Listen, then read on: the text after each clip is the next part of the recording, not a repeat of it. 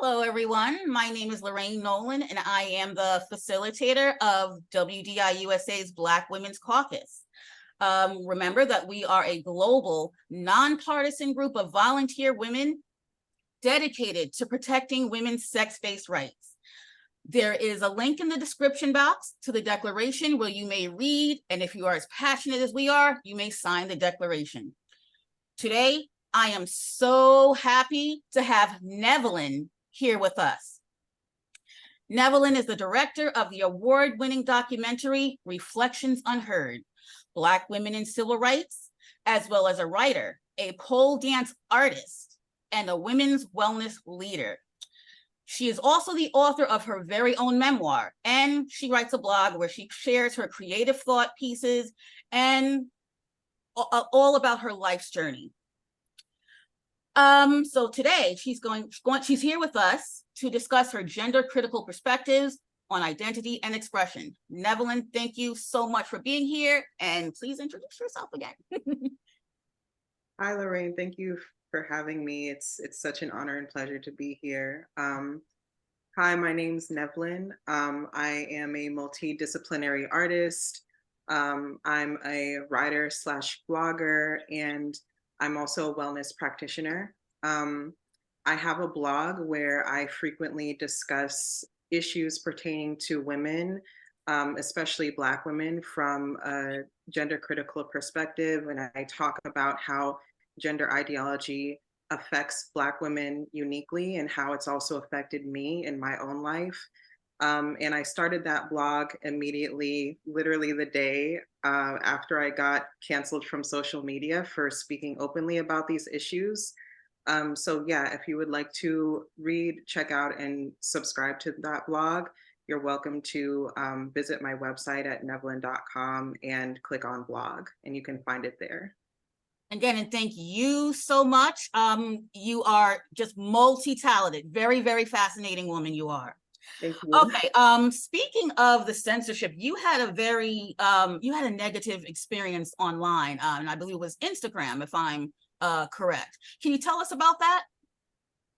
Yeah. So, actually, some people might remember me from YouTube. Actually, I got my start on YouTube many years ago, and I just want to note that I made a video 10 years ago called Trans Women Are Not Female on YouTube, and that almost got my channel torn down.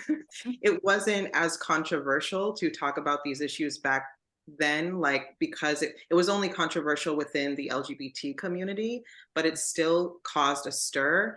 And some people actually remember me from that video. It's currently up on my channel now. I'm planning to do a video response to that, but I didn't speak about these issues for many, many years. I wanted to spend some time researching them.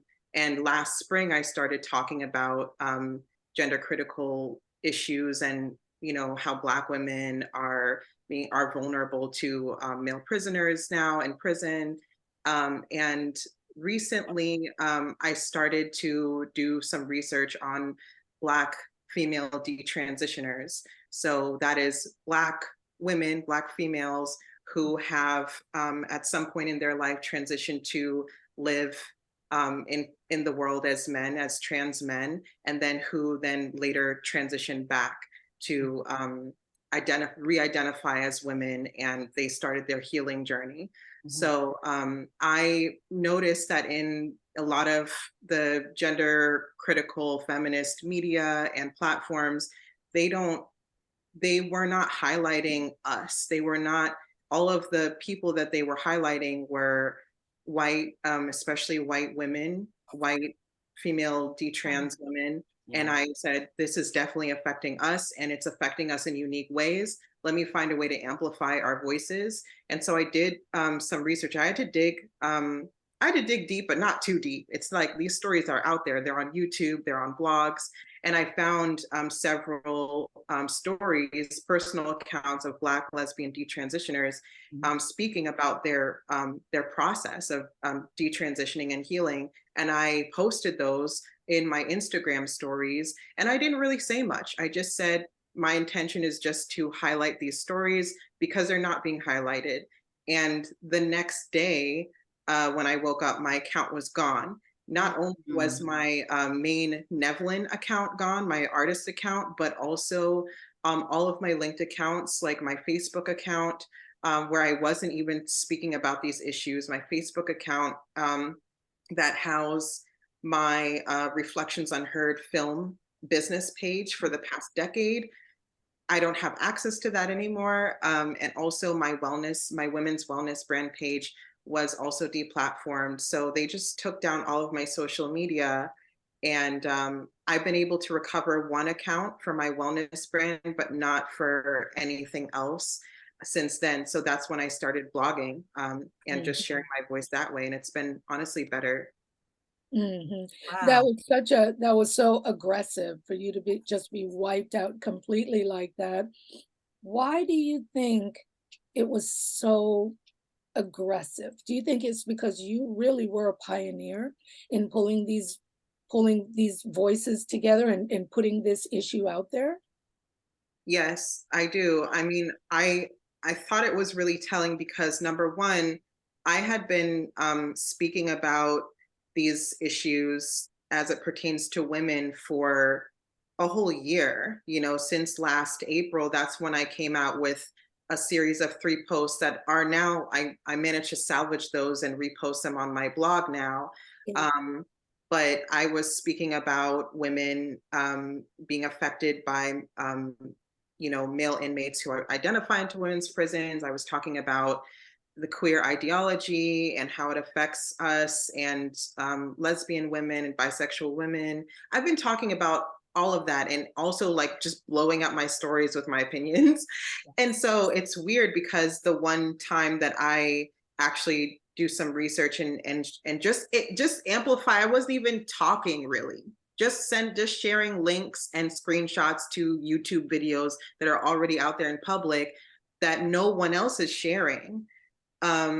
I just find it really sinister that that was the time. I'm like, it feels like you guys were monitoring me and like something that was like too hot for TV. Oh, we can't let them see that. That's a little bit too much because it's going against the narrative of, you know, how they like to force team us together with, you know, they love to have us in the same sentence with queer, trans, people of color. They love that. And so now when you have that all together, Black lesbians, they were trans and now they are, you know, now re-identifying as women and speaking clearly about these issues. Oh, that's like everything in a box, but reversed. Right, I don't right. want you to see that perspective because that Right. deteriorates their whole narrative. Right. There seems to be a reliance on race as a way to pull in and bring in this ideology and calling it, you know, where people can call themselves a minority, an oppressed minority and things like that. And to have a Black woman do what she's not supposed to do and do the complete opposite of expectations of Black women, that's pretty powerful. They just did a complete wipeout of your voice. Right. And I was thinking, and I think you may have mentioned this also, the queering of Blackness, this forced teaming, and now, you know, painting Blackness as being like a queer identity. I was wondering if you had any thoughts on that. Yeah, that's one of the pieces that I wrote about. I touched on it in a piece that I wrote on my blog called "Non-binary is not a revolutionary Black feminist concept." And that literally, like, the whole post was just a response to all of this new academic theory that's coming out, that a lot of which is now being touted around by Black women in, you know, academia and the ivory tower, and they're gaining accolades for saying these things. Black women who are you know, just look like your average everyday woman. They, you know, wear dresses. They're very feminine presenting. They are married to men. They have boyfriends. They have children, and they are identifying as non-binary and queer, and appropriating you know, these really a slur. Queer was a slur, appropriating that, and you know, using it for their own purposes the way that everyone else is. It's not, I'm not singling out Black women. I'm just saying that they're following the trend and also putting their own spin on it. And one of the things, one of the theories that they are putting out there as a defense against, like there's this whole construction of queer and trans ideology, queer and transness being inherently Black, inherently African, inherently indigenous. And you know, you see this is part of why people talk about like two-spirit a lot. They like to push that out.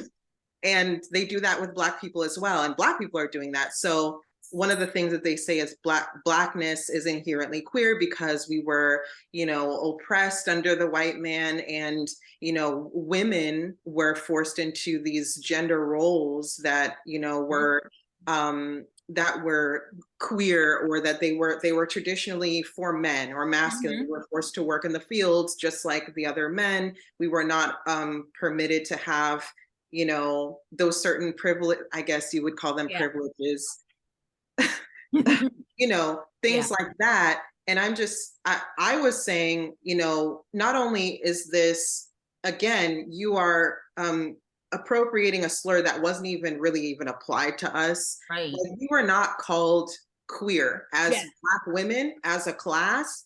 We were not as a whole called queer. That was for, you know, white gay men. And that's not something for us to reclaim. And you know, it used to mean that you're same-sex attracted, even in more modern times, but now it doesn't. It means like, it can mean anything. It can mean you're into STEM, it can mean you're non-traditional. So a lot of straight people call themselves queer now. And then, so now the word is essentially meaningless, but also it's like, you're going to take the oppression that Black women faced, and the forced labor that we had to do. And you're going to also take the fact that gender roles in Africa looked different, even though they were still gender roles that were based on our sex and our reproductive capacity. We still had them. They were different. Like, women could be bald. Now in America, baldness is a male thing. It's a masculine thing. In many parts of Africa, it's very feminine. You know, it's a very super feminine thing. It's different, looks different, but they're still gender roles. But you're calling that queer. It's still centering whiteness at the end of the day, and what white people think and construct. And one thing that stood out for me, and what you just explained, one of the quotes that you would often hear: oh, Black people are inherently queer under white supremacy. Black women have never been considered real women. All of this force teaming. A lot of force teaming. And you know, it's very selective. You know, in many parts of Africa, I think at one point 100% of Africa women had to endure clitoridectomy and infibulation and chest ironing and fingers being cut off for every miscarriage, and all sorts of things that were specific to you being born female, just being born female. And women sold all over Arabia, all throughout Africa, sold to all the Americas, and sold to the Caribbean, specifically for reproductive capability, specifically for physical labor, and of course, sexual enslavement. So it's a ridiculous premise, and the force teaming. And I think, you know, a lot of Black women, we're aware of how bad things were, but we've been groomed into not talking about it.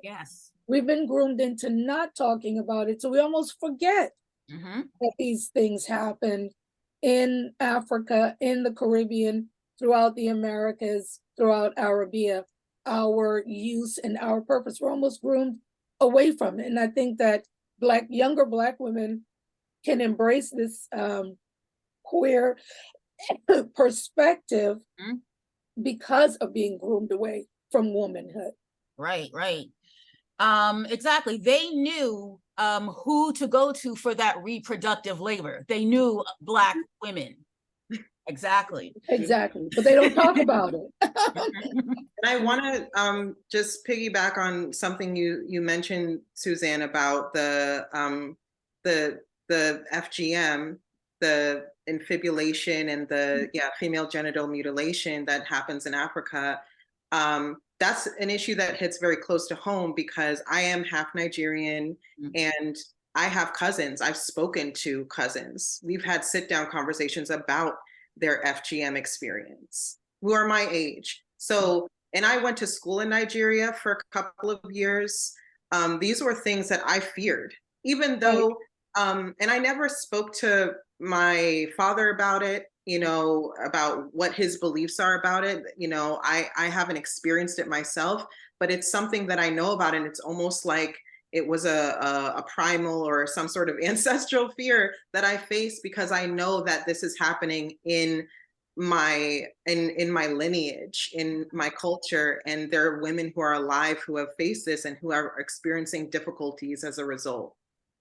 Wow. Wow, thank you so much for sharing that, because we're talking today. We're talking your peer group, your age group today. Why? Because they exist as women. They exist as females, specifically. Exactly. Right.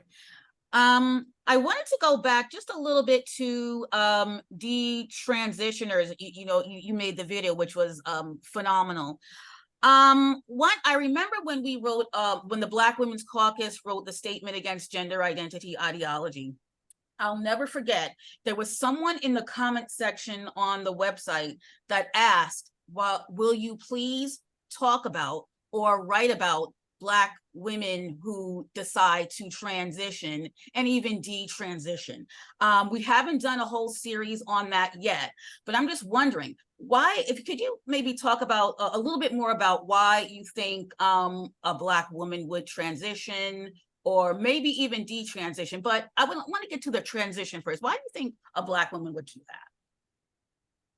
Yeah, so that's a great question. I think that there can be a lot of environmental factors, but just from my own lived experience of communing with these women, loving women who have transitioned at some point or who identify outside of womanhood, whether that be non-binary or genderqueer or what have you, and who eventually go on testosterone. And also in my research, I've just seen that it's always linked to trauma. When you listen to stories of detransitioned women in general, regardless of their race, but also just, you know, focusing specifically on Black women, Black lesbians, they're always talking about trauma and how it impacted them and how they were mentally ill at the time and they were seeking help around the issues that they were facing, of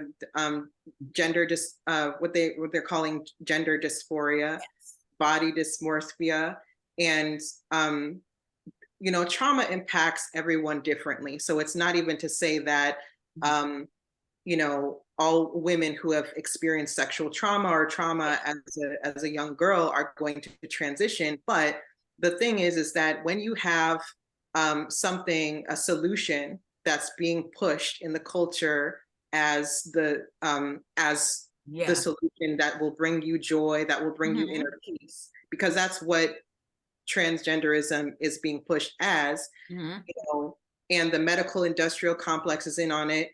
You know, when you are sick, when you are mentally ill and you go to these people and you say, hey, doc, you know, I'm feeling like, you know, I'm looking in the mirror and I'm not feeling like myself. I don't feel comfortable in my body. Maybe you're trans. Maybe we'll put you on this track. And they do that really fast.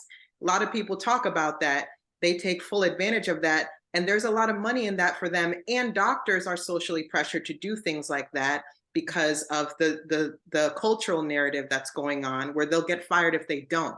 Yes. So there's a lot of medical malpractice in that, and also in the mental health world, but also there's the social contagion aspect where, you know, if it's your friends who are telling you, who are suggesting these things to you in Right. your vulnerable state as well. And sometimes it could be the suggestibility, but also sometimes it's like maybe all your friends are doing it, depending on your social circle.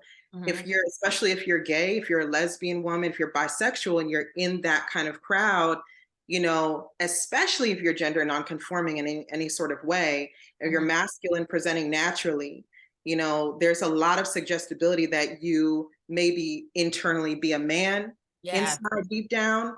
I know a lot of butch lesbians, a lot of studs deal with that. You Mhm. are going to be hard pressed these days to find, I mean, at least I have been, Right.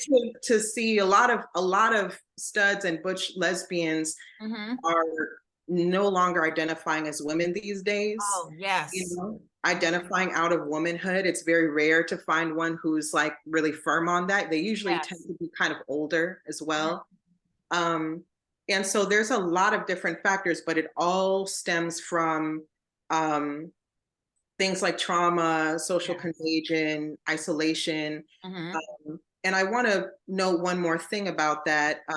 I talked about this in a recent article that I wrote about, you know, that highlights a Black lesbian detransitioner, Yes. um, that, you know, all the organizations, the, you know, the social services and the organizations that used to be around specifically to serve Mhm. Black lesbians, especially masculine presenting Black lesbians, Black butch women, Mhm. or just like lesbian and bisexual women, you know, having Yes. those groups and those community supports, they're all changed their mission statement. Oh, They're all, yeah. a lot of them have, the founders have transitioned themselves. And Mhm. so in some of their constituency on an internal level have transitioned. They've started identifying as non-binary or Right. trans. And so they changed their mission statement Mhm. to include their newfound identities Right. and go along with, you know, where the funding is. There's a lot of funding that goes into, you Mhm. know, transgenderism and the queerness. There's not a Right. lot of funding that goes into like just purely female spaces. Right. So now you see like, you know, there's some organizations I've seen where the founders transition, they change it from, oh, we're studs, we're Black masculine lesbians, Right. to we are about queer Black masculinity. Very vague, very, you Yeah. know, floofy. Like it's Right. nothing. It's no longer about gathering around the basis of being women. Mhm. You know, it's about these kinds of I don't know what these ideas, you Yes. know, that can mean anything. Right. And Right. so Right. where do women fit in? A woman who identifies as a masculine woman and who Mhm. connects her masculinity to her experience as a Right. woman, as a Black Mhm. woman, where does she fit in those spaces when there's no mention of her? She's Exactly. completely erased. So you have to end up identifying as something else just to have any sense of belonging. That's what it's come to Exactly. these days. Right. So I Right. just want to mention that too. That's great. But thank you for mentioning that. Thank you for Yeah. mentioning that. You know, I keep thinking that when I was in high school, I preferred to appear masculine. Imagine if I were a teenager now. Right. Hmm. Right. Right. Mhm. You know, I have a question for you. That was really powerful what you just shared. You're talking about penetration into Black women's organizations, Mhm. which always seem to be fledgling. Like organizations never get, $5 million in funding, $2 Yes. million in funding to like get to a plateau and to be able to be, moving and grooving. And here you're talking about organizations being penetrated with this ideology and Mhm. women not even identifying as women, regardless of how you wish to express yourself. How prevalent do you think it is? I have to tell you, I have just been shocked at how their entire towns of European American girls being vacuumed, sucked into these clinics, sucked into these centers, just the whole town, everybody's on identifying out of womanhood, on some medication, going through some surgery. It's shocking. And I would love to get your gauge on the penetration into Black girlhood with this ideology. It's everywhere. I mean, you don't have to. I always tell people when I talk to women about this, like women who I've just met just in public, you know, which is not every day necessarily, but I'm just like, you see it, right? You know, they see it. Everybody sees it. It's out there. So because this ideology is being pushed everywhere. You see the flag everywhere. You see the new gay pride flag, which is the rainbow with the black, brown, and the trans colors everywhere on every establishment. You know, you see President Biden endorsing this and sitting down and talking to Dylan Mulvaney, who is the biggest insult to women. I mean, it's something that you can't avoid. And so you see it infiltrating the school system and the medical care. You see it where you fill out a questionnaire and you have to, you know, share your pronoun. I mean, this is just everywhere. So the infiltration is happening at so many levels, and I always make sure to note that this is something that started in white academia. This language, I mean, even just if you read the language, this is these terms, non-binary, cisgender, these are white male created terms. I'm not making this up. This is, you can just look it up.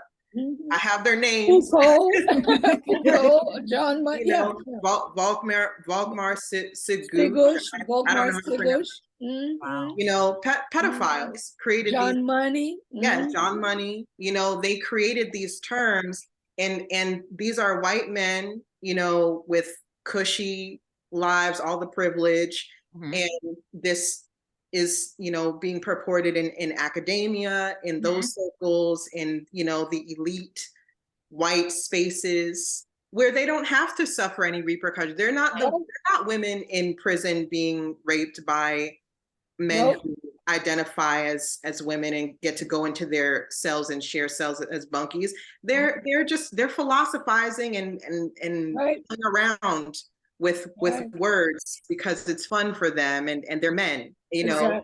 So all of this stuff trickled down into the Black community. It's not something that started with us.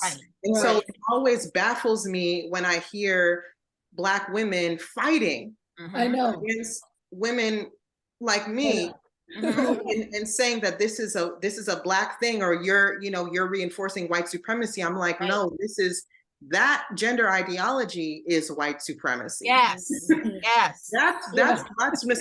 white supremacy, hatred against women, against Black women. That's the problem. It's not me. That's what this is doing. It's dividing us, creating even more divisions amongst us, because the transgender label is now viewed as a separate thing. It's viewed as a separate oppression, that, you know, and non-binary is viewed as a separate oppression. And the women, female women who identify as women, who, you know, who haven't identified out of what they are viewed as oppressors. You got people coming on my page talking about that I am oppressing queer trans people. I'm like, these are the women who I have shared my life with. These are Black women. These are women who I have loved romantically, who I've loved as friends, who I've cared for, have been in my heart. You can't tell me that I'm oppressing my own family. Exactly. These are at the end of, when you take off all the veils of the trans label and all this and the detrans even, these are Black women. So Right. yes, I have a right to speak about my fellow Black women and how it's impacting us, because it impacts all of us, even women like me who haven't transitioned. I'm, you know, relating to these women because they're part of my community and I care about them. Do you think that there is an awareness that this is deeply tied into capitalism, that this is literally a new vein of capitalism? This is a business, this is an industry. Is there an awareness of that with any part of the community that you could speak on? Yes, I definitely see the ties with capitalism. Excuse the sirens that's going on. But the medical industrial complex is making a killing off of these experimental surgeries that are going in for in droves. It is very common to see women getting double mastectomies, what they, you know, euphemistically refer to as top surgery. You know, it's common, it's glamorized, it's promoted as the thing that will make you happy. Right. And we all know we're suffering from so many different things that's you know, a result of these different sorts of oppressions and poverty even, and the way that we were raised, things like that. And they're purporting, oh, top surgery, that's going to make you feel better, that's going to make you feel free, Black joy, Black liberation, black this and that. And yes, they're making so much money off of these, and they're experimental surgeries, and there are medical complications that come with them. And also with testosterone, they're making so much money, big pharma, as well as there's a lot of money being pumped into just the perpetuation of this ideology through businesses and nonprofit organizations. As I mentioned, you know, it's easier to get grant money when you either as an individual, like I know as an artist, if I were to just say I'm non-binary or I'm transgender, I automatically have priority in many grants. They're looking, you know, they make it clear that they want to prioritize these certain things. So the more oppression boxes that you can check off, and best believe they're looking for the trans non-binary. They're not looking, that women are like old news. They're not looking for that.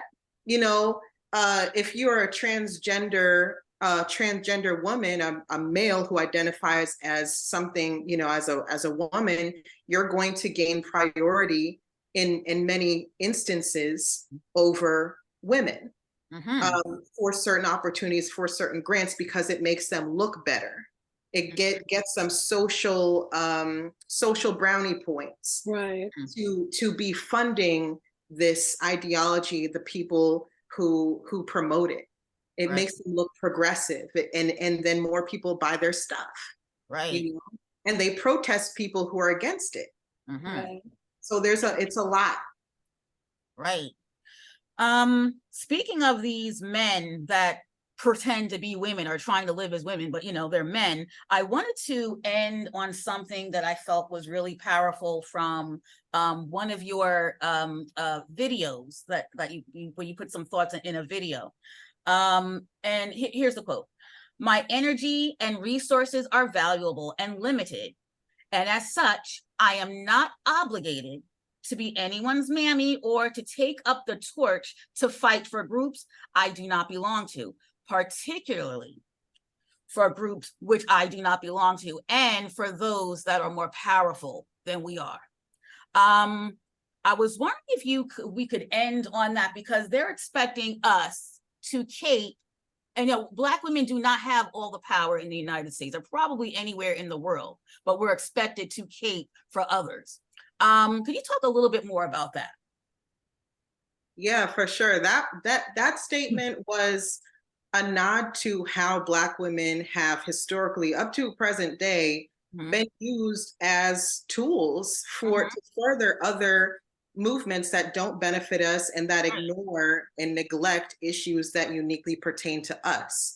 And, you know, these, you know, especially movements that are spearheaded by men, I can name, this is one of the things that actually, one of the reasons why I was keen on creating my film in the first place was to talk about how the Black Power movement was very male-centered. Absolutely. And it didn't discuss or really dive deeply into issues that pertain to Black women or how Black women experienced oppression under Black men, as we were vulnerable to Black men. And so there's plenty of movements that like to use us as tools because it looks good to have us at the forefront. It looks good to have us on the battlefield. You know, our bodies are used as these shields, and they're not on a deeper level. You know, when you look at their politics, they're neglecting our needs. You know, they're not looking at that. And so the trans movement has done. They do a lot of force teaming. They love to compare Black women's oppression to transgender, what transgender women face by saying, oh, well, you are not considered a woman. So if you're considered a woman, we're women too. And they'll do that in very, very disgusting, harsh ways by, you know, critiquing our beauty. And they'll do it in other ways that are just more like, you know, oh, well, this politically makes sense, even though it doesn't. It's very racist.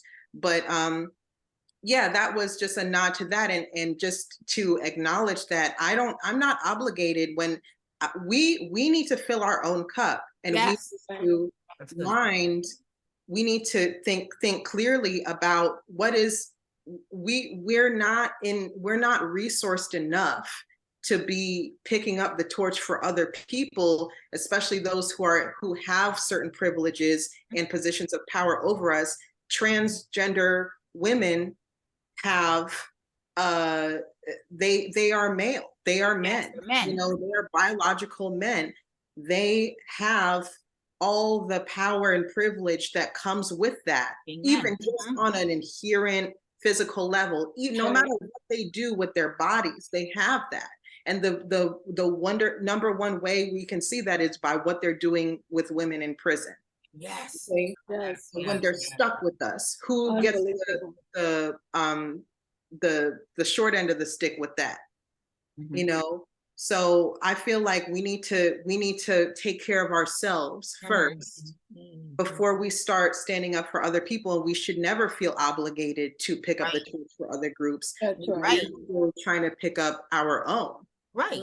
We need help. And even if we didn't need help, we are allowed to center ourselves.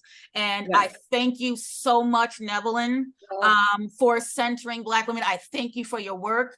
I'm encouraging all of you to, you know, check out her website, and I look forward to the work that you are going to continue to do on behalf of women and girls. Thank you so much. Thank you so much. A joy. Thank you. And thank you all for joining us.